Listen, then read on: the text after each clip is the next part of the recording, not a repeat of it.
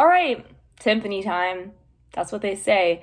So there's four main timpani drums. There's also a fifth smaller one called a piccolo timpani, but we won't discuss that because it's not as commonly used, or at least not as commonly used in middle school or high school.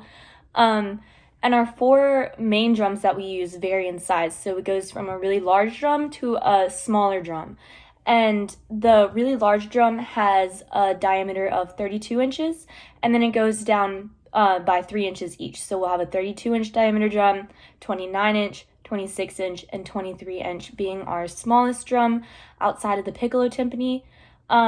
Their ranges, so the 32-inch diameter drum goes from a D to an A, and then our 29-inch goes from an F to a C, and then our 26-inch goes from a B to an F, and then we start over. So then our 23-inch goes back to the D to the A in their range. And obviously they go higher, so that D on the 23 is not going to sound the same as the low D on the 32-inch diameter because the bigger ones sound lower. When you're standing behind a timpani, sorry, I was reading the question. When we're standing behind the timpani, we want to stand centered behind the drum. I'll discuss why and when I'm talking about playing the drum, but we do want to stand centered behind the timpani, kind of close, not right up on the timpani, but definitely, within a comfortable playing range for your arms. And if you're too tall or too short, because the timpanis can't be changed or moved around, there's this thing called a timpani throne, and it's kind of just like a chair you can lean back on when you're playing. It makes it a lot easier and comfortable for people to play, so they don't have to move their posture around. So if somebody's super tall, they're going to have their arms really low playing the timpani. We don't want that. So there'll be a little throne that they can sit on, and it'll level their height to the drum and make it a lot easier and more appropriate for them to play it. So when we're playing the timpani, we want to be centered behind it because you want to hit the timpani about 3 inches from the rim that's centered, that's closest to you. So you can use a fist to decide that, but 3 inches is pretty much the standard distance that you want to hit it at. And you want to hit it in that sweet spot because the timpani has this bowl, and it's just a huge bowl with like a drum head on it. And because of that, when you hit it, the sound will scoop up and it'll move around kind of in like a clover shape. And that's the ideal way for the sound to move around because it gives an evenness to it. It just sounds good. It sounds clear. It sounds even. It's in tune. So those are all really good things. We don't want to hit it at the side or really close to the rim because that'll affect how the sound moves around since it's this big parabolic bowl.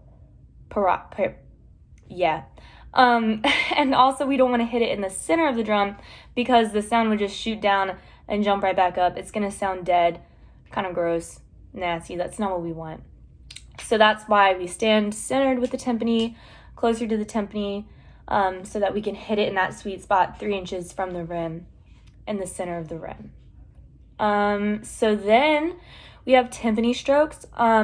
French grip is going to be, your arms are going to be closer to you and your thumb is going to be pointing towards you up, and you're just going to kind of use your wrists and a little bit of forearm motion, but just a little bit of forearm motion to kind of hit the drum and let it rebound right back to you.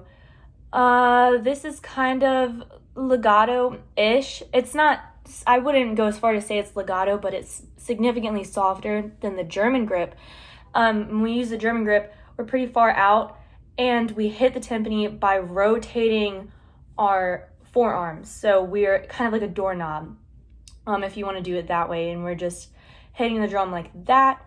It's definitely more staccato and more aggressive. If we want to play louder, we'll probably use the German grip as opposed to the French grip. And yeah, most of them are just kind of single stroked hits. And that's all I have for that one. Okay, muffling. Sometimes when we're playing timpani, we have to muffle the other timpanis, especially for, yeah, we need to muffle the timpani sometimes, depending on if you're muffling your own drum or if you're muffling another drum while you switch to a drum in the set, because you have 4 that you're playing. And so what we do with that is we'll put our hand on the drum as soon as we need that note to stop. So if I'm using 2 drums, so I hit this drum and then I want to go to that drum, I'll hit that drum, and as soon as I hit my other drum, I'll muffle the other drum that I want to be quiet, the drum that I'm not hitting.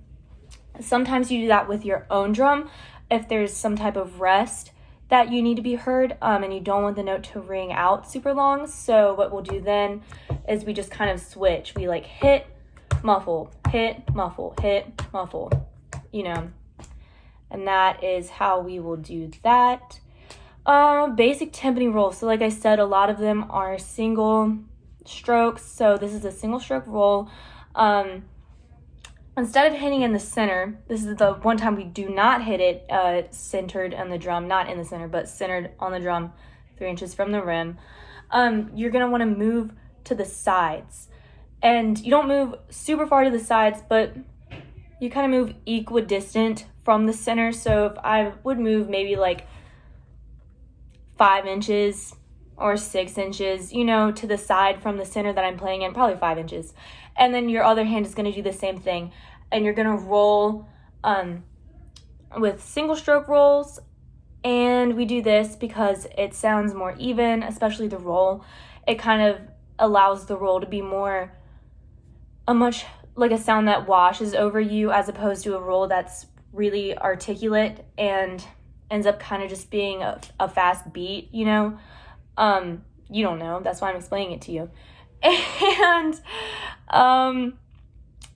I should mention, on the big drums, we can go a little bit slower, and on the smaller drums, we go a little bit faster. But this is also, we do those for dynamics. So if I want it to be quieter, I'd play slower. And if I want it to be louder, I'd play significantly faster. I should mention, I don't know if this is in the question. Yeah, variables of the speed of the roll. Also, if you want to do a forte piano thing, you'd kind of hit the drum really hard. Yeah, I guess kind of really hard in the center where you normally play, and then you'd move out and start the roll. And you have a significantly more like wait time to start that roll than you would on something like a snare drum. Just because of the way the timpani is made, because the sound is going to ring on that significantly longer than it is on any other type of, a lot of percussion instruments. And so that is what I have. Thank you.